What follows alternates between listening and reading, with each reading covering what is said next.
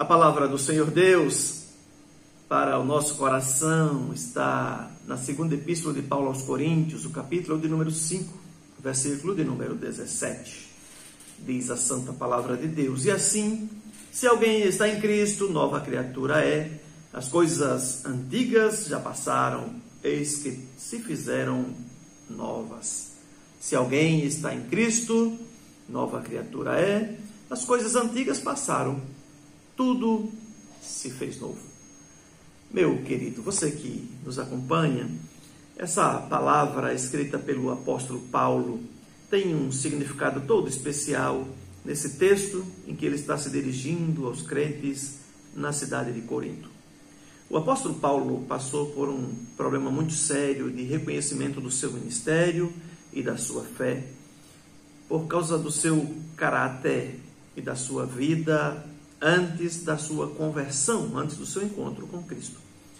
O apóstolo Paulo foi um perseguidor da Igreja de Cristo, um perseguidor do Evangelho de Cristo. Ele reconhece isso em vários textos que escreve, dizendo que ele é indigno de ser um apóstolo do Senhor Jesus, exatamente por ter perseguido a Igreja de Cristo.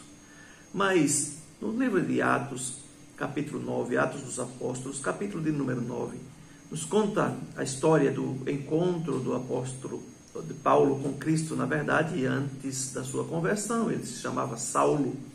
E nesse encontro com Cristo há uma mudança, uma transformação profunda na mente, na alma, no coração de Saulo.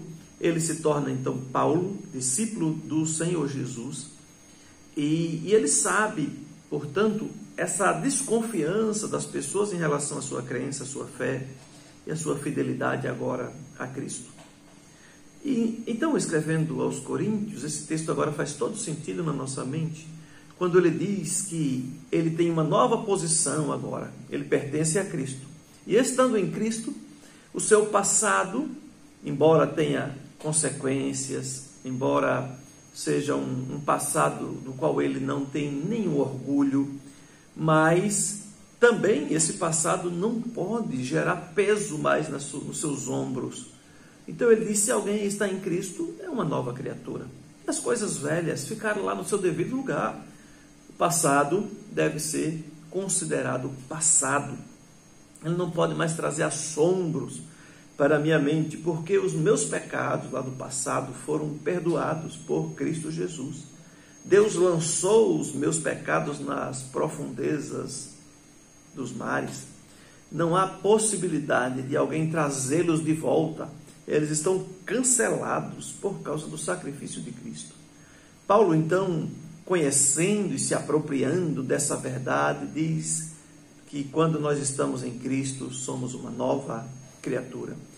Nós somos uma nova pessoa agora. Eu sou uma nova pessoa. Você que está em Cristo Jesus é um novo ser, uma nova pessoa.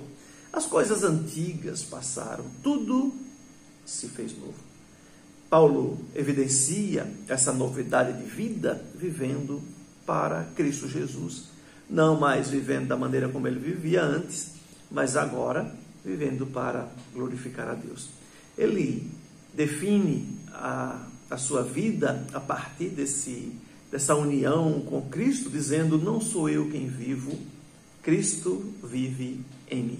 A compreensão do apóstolo é tão profunda que ele diz: olha, não tem mais sentido viver para mim mesmo, quando eu fui comprado por alguém que me amou tão intensamente a ponto de dar a sua própria vida por mim, que me comprou com o seu próprio sangue. Então eu não posso viver mais para mim mesmo, eu preciso viver para aquele que me comprou. Paulo se coloca numa posição de servo, ou seja, de escravo de Cristo. Ele diz: olha, a partir do momento que Cristo é o meu dono, eu sou o seu servo, eu sou o seu escravo. Embora Cristo nos chame de amigos, nos trate como filhos queridos, mas Paulo sabe que, por causa de tudo aquilo que ele foi, ele precisa continuar humilde diante daquele que tudo pode. Sabendo, quanto mais o ser humano entende, compreende quem ele é, fraco, pequeno, compreende o estado em que ele estava, afastado de Deus, separado de Deus, caído em pecado, incapaz de sair dessa cegueira sem a ajuda de Cristo, mas ele confia a sua vida a Cristo. Mas ele agradece por essa ação poderosa de Cristo em sua vida. O apóstolo Paulo tem um reconhecimento profundo das ações de Deus por ele em seu lugar. Por isso que ele vai dizer agora: Deus bondosamente nos levou até seu Filho Jesus Cristo, nos colocou em uma nova posição, e estando em Cristo, somos novas criaturas. O nosso passado está no passado. Agora vivemos algo novo. Mas para aqueles que ainda insistiam em lembrar o apóstolo acerca daquilo que ele viveu no passado, por isso ele não teria as credenciais para seguir a Cristo, em uma das suas pregações, quando ele prega, por exemplo, em Atenas, uma cidade da Grécia, o apóstolo Paulo, pregando aos atenienses, ele diz: Deus não levou em conta o tempo da ignorância. Por isso ele chama agora todos os homens em todos os lugares que se arrependam. Ele sabe da experiência que ele teve com o Senhor Jesus. Por isso ele pode dizer agora essas palavras. Ou seja, Deus não coloca na sua conta aquilo que ele fazia sem nenhum tipo de conhecimento da verdade. Deus não levou esse tempo em conta. Mas Deus agora, no tempo presente, está ordenando a todos os homens que estão conhecendo essa verdade, conhecendo a pregação dessa verdade, e é isso que ele está fazendo lá em Atenas. A ordem de Deus, o imperativo de Deus, a ordem de Deus é que todos se arrependam, porque foi essa experiência que ele teve com Cristo. Ao se perceber agora na presença do Senhor Jesus, ele cai por terra. Há uma transformação verdadeira, há um questionamento do Senhor Jesus: Saulo, Saulo, por que me persegue? E ele pergunta: quem és tu, Senhor? Demonstrando que de fato ele não conhecia o Senhor Jesus. Mas a partir desse momento, dessa experiência, dessa transformação, de fato, ele se torna uma nova pessoa. O perseguidor começa agora a pregar o evangelho e a ser perseguido. Ele que antes perseguia, agora ele sofre as consequências de ser perseguido. Mas ele segue firme, pregando o evangelho de Cristo, porque ele sabe o que aconteceu com ele. Ele é uma nova criatura. Tudo o mais ficou no passado, tudo se fez novo.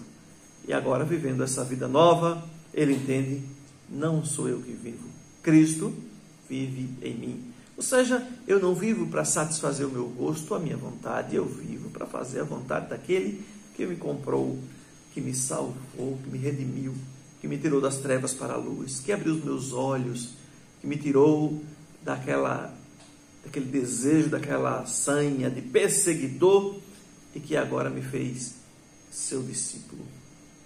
Meu querido, você que está sempre conosco, que sempre nos acompanha, eu quero fazer um desafio a você. Desafio para que você conheça a palavra do Senhor Jesus, conheça a palavra de Deus, se volte para essa palavra. Leia essa palavra com reverência, temor no seu coração. Certamente, o mesmo Cristo que se revelou ao apóstolo Paulo vai se revelar a você. O mesmo Cristo que nos alcançou um dia, que nos comprou pelo seu sangue, vai se revelar a você pelas páginas dessa palavra. E você que tem dúvidas acerca disso, procure alguém que conheça a palavra de Deus, converse, faça perguntas, tente tirar essas dúvidas da sua alma e do seu coração. Conheça verdadeiramente o Senhor Jesus. Ele é poderoso para fazer infinitamente mais do que tudo que imaginamos, que pensamos. Ele pode fazer algo tremendamente grande, poderoso na sua vida. Ele pode fazer uma transformação incomparável. Eu desejo sinceramente que você experimente em Cristo uma transformação profunda para a sua vida. que você ame verdadeiramente o Senhor Jesus, reconhecendo que o seu passado ficou para trás e daqui para frente você viverá uma vida nova com Cristo. Esse é o meu desejo, é a minha oração. Amém.